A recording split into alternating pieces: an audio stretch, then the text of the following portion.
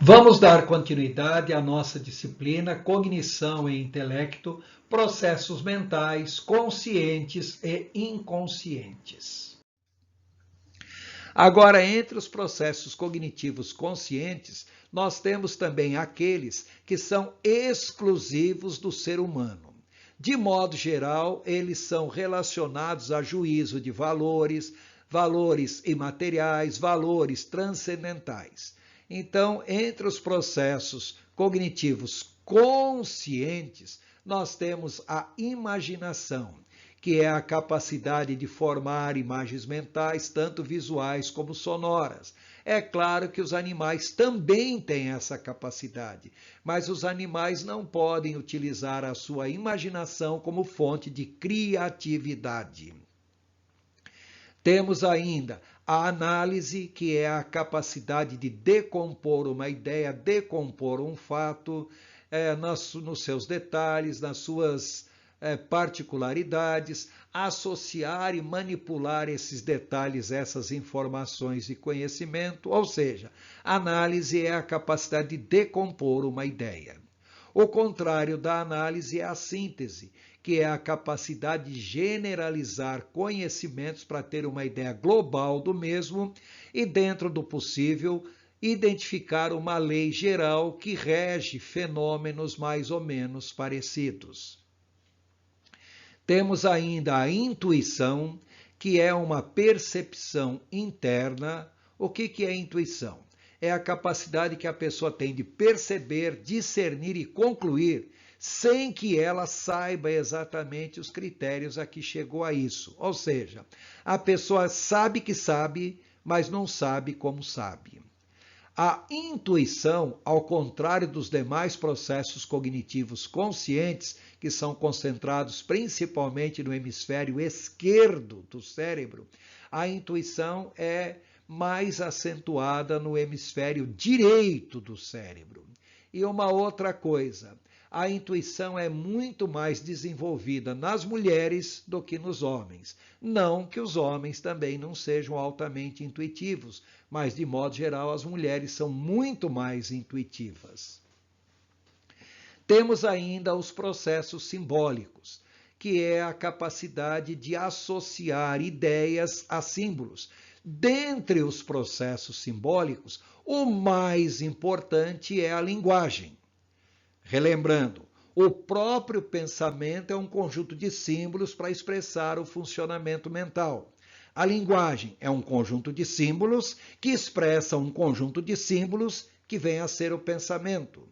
Por outro lado, a escrita é um conjunto de símbolos que expressa a linguagem, que é um conjunto de símbolos, que expressa o pensamento, que é um conjunto de símbolos. Então, quando nós falamos em processos simbólicos, nós estamos falando em toda a capacidade de associar símbolos a ideias propriamente ditas. E desses processos simbólicos, o mais importante é a linguagem. Ainda nos processos cognitivos abstratos, nós temos a meditação, que é a capacidade de relacionar fatos abstratos do campo das ideias, a filosofia, a espiritualidade, entender conceitos, interpretação de motivos, etc. Ou seja, algumas pessoas são altamente meditativas, outras nem tanto, mas a capacidade de meditação existe em todos.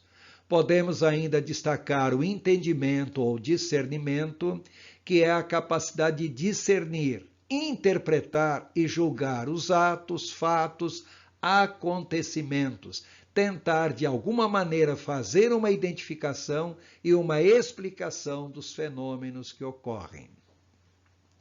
Sabedoria também é um processo mental relacionado à capacidade de interpretar fatos em cursos, a fim especificamente de usar isso como orientação, aconselhamento, direcionamento de vida própria e de terceiros.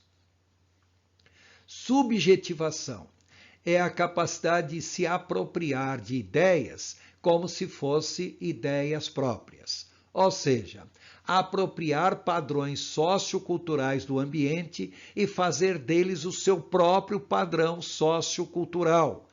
Também é a capacidade que a pessoa tem de identificar a si mesma como pessoa. Observe uma curiosidade. Nós vivemos num ambiente e o ambiente tem seus valores. Com o tempo, a pessoa vai assumindo e assimilando esses valores de tal maneira que sente que tais valores são valores próprios seus, quando na realidade são valores que a pessoa adquiriu do seu meio ambiente. E já que nós estamos falando em subjetivação, temos que fazer também aquilo que nós chamamos juízo de valores, ou seja, a capacidade que a pessoa tem de estabelecer padrões e valores éticos e morais, valores religiosos, crenças a respeito de si mesmo, crenças transcendentais, crenças religiosas, ou seja, tudo isso será altamente significativo no comportamento da pessoa. Antes de terminar o assunto a respeito de processos mentais cognitivos conscientes, é importante que nós falemos alguma coisa sobre mecanismo de enfrentamento, os famosos ME, mais conhecidos por coping, uma palavra de uso mais frequente. O que vem a ser isso?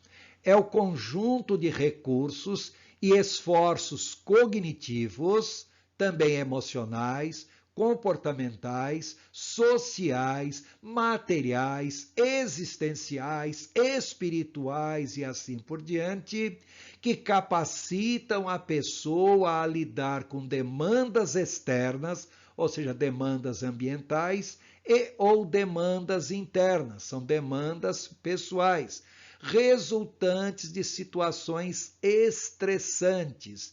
Em outras palavras, como que a pessoa vai lidar com tudo aquilo que lhe seja estressante. Os mecanismos de enfrentamento ou coping, na literatura também são chamados de mecanismos de enfrentamento do estresse, também conhecidos como estratégias de enfrentamento, habilidades de enfrentamento, recursos de enfrentamento, processos de enfrentamento, mas a ideia de enfrentamento estará sempre presente. Como nós já dissemos, os mecanismos de enfrentamento são mais conhecidos pelo termo coping, que vem do inglês to cope, que significa lidar com ou poder a se apropriar de algo, poder para lidar com algo, dar conta de, significa também enfrentar, contender, lutar, competir. Daí o termo enfrentamento. Significa ainda virar-se. Não no sentido de se virar fisicamente, mas no sentido de virar-se para resolver um problema. Lembrando que os mecanismos de enfrentamento são conscientes e intencionais. Eles visam o enfrentamento e não a evitação ou fuga de um problema, se bem que muitas vezes criar mecanismos para evitar ou fugir de um problema também é uma forma de enfrentamento. Visam também estabilizar a consciência diante de tensões, diante de momentos estressantes e, em quarto lugar, caracterizam um self funcional maduro.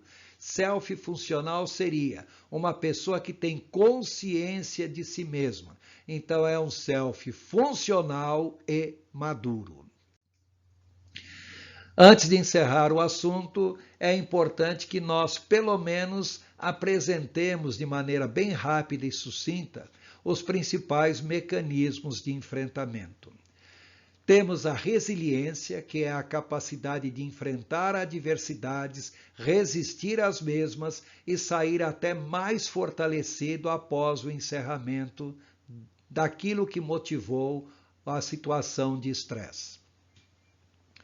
Temos que considerar também a capacidade de raciocínio que a pessoa tem, a capacidade de análise dos fatos, capacidade de julgamento pessoal, ou seja, capacidade de autoobservação e de avaliação de si mesmo, capacidade de decisão, ou seja, Em função dos problemas e circunstâncias, a pessoa tem que entender quais são seus recursos internos, ou seja, da própria pessoa, e quais são os recursos externos que a pessoa pode se apropriar do ambiente a fim de tomar decisões, resolver problemas.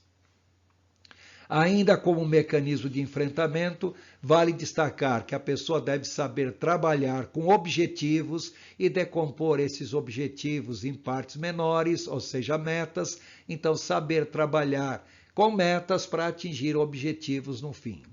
E temos que destacar ainda a autoconsciência e o autoconhecimento. Ou seja, a pessoa é capaz de conhecer a si mesma, ver sua importância e posição em seu meio social. Os mecanismos de enfrentamento não são só esses, tem muito mais coisa a ser abordado ainda. Voltaremos a esse assunto várias outras vezes à frente. O importante agora é que você tenha uma noção de quais são os processos mentais conscientes, tanto os básicos como aqueles abstratos. E lembrar que a utilização de todos esses processos mentais de uma maneira lógica, racional, é aquilo que nós chamamos de mecanismos de enfrentamento. E desses mecanismos, a resiliência, que é a capacidade de suportar adversidades, e a capacidade de tomar decisões, são os dois mecanismos mais importantes. Estaremos continuando a seguir falando a respeito dos processos mentais inconscientes.